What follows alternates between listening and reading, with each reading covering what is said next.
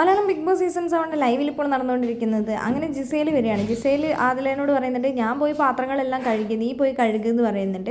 അപ്പോൾ നൂറ പറയുന്നുണ്ട്, ഈ ആദില ഭയങ്കര മടിച്ചാണെന്ന്. അപ്പോൾ അനുമോളും പറയുന്നുണ്ട്, ഈ ആദിലയ്ക്ക് അല്ലെങ്കിൽ പണിയെടുക്കാൻ ഭയങ്കര മടി, ഇവളൊരു മടിച്ച് തന്നെയാണെന്ന് പറയുന്നുണ്ട്. അപ്പോൾ ആദില പറയുന്നുണ്ട്, ഞാൻ പോയിക്കോളാം, ഞാൻ പിന്നെ പോയിക്കോളാം എന്ന് പറയുന്നുണ്ട്.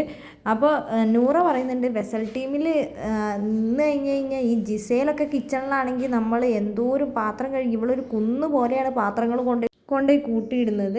പക്ഷേ അനുമോളും പിന്നെയൊക്കെ ആണെങ്കിൽ പിന്നെയും കുഴപ്പമില്ല, അവർ കുറച്ച് പാത്രങ്ങളാണ് എടുക്കുക. പക്ഷേ ജിസയിലുണ്ടെങ്കിൽ അവിടേക്ക് പോകാനേ പറ്റില്ല, അത്രയും പാത്രങ്ങളായിരിക്കും. അവൾ എല്ലാ പാത്രവും എടുത്തിട്ടായിരിക്കും അവൾ കുക്ക് ചെയ്യുന്നതെന്ന് ജിസേലിൻ്റെ മുമ്പേ വെച്ച് തന്നെയാണ് ഈ നൂറ് അത് പറയുന്നത്. അപ്പോഴേക്കും അനുമോൾ പറയുന്നുണ്ട്, പോയി പാത്രം കഴുകുക അതില എന്ന് പറയുന്നുണ്ട്. നീ എന്തിനാ ഇങ്ങനെ മടിച്ച് അവിടെ എന്ന് ചോദിക്കുന്നുണ്ട്. പക്ഷേ അതിൽ അവിടെ നിന്ന് പോകുന്നൊന്നുമില്ല.